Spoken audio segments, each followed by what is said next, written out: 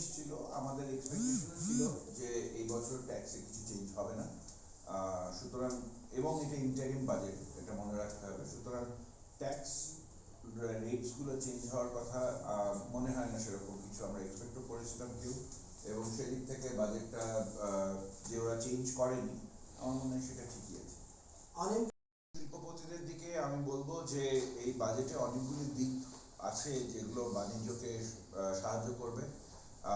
এই বাজেটে infrastructure spending যেটা বলা হয়েছে, পোর্ট কানেক্টিভিটির কথা বলা হয়েছে, এয়ার কানেক্টিভিটির কথা বলা হয়েছে, সেগুলো বাণিজ্যকে ডেফিনেটলি সাহায্য করবে।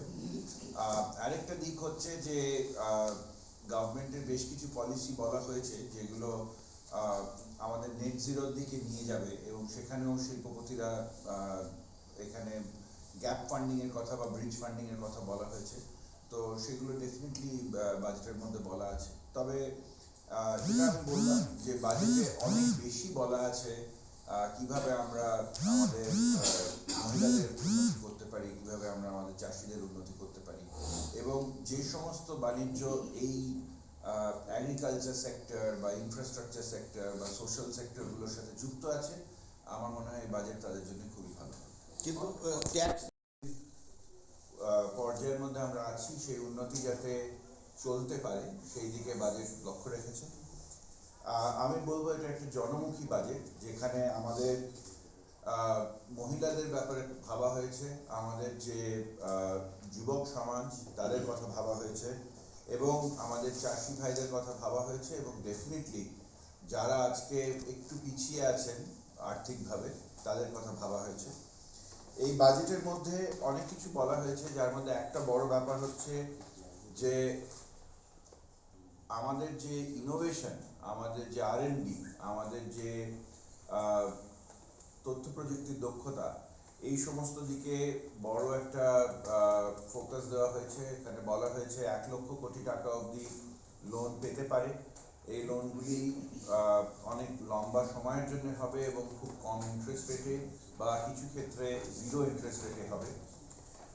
এছাড়া আমাদের যে ক্যাপিটাল এক্সপেন্ডিচার সেটা প্রায় 11%-এ, সেটা খুবই ভালো একটা দিক।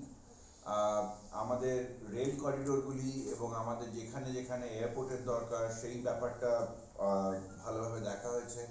মেট্রো রেল, অনেক ছোট শহরের জন্য মেট্রো রেলের কথা ভাবা হচ্ছে, এবং ওভারঅল আমি দেখেছি এখানে যে সোলার এনার্জির দিকে প্রচুর কথা বলা হয়েছে, বায়োপলিমার বা বায়োপ্লাস্টিকের কথা বলা হয়েছে, যেগুলোতে আমাদের যে নেট জিরো টার্গেট আছে দেশের, সেই নেট জিরো টার্গেটের দিকে আমরা যেতে পারি।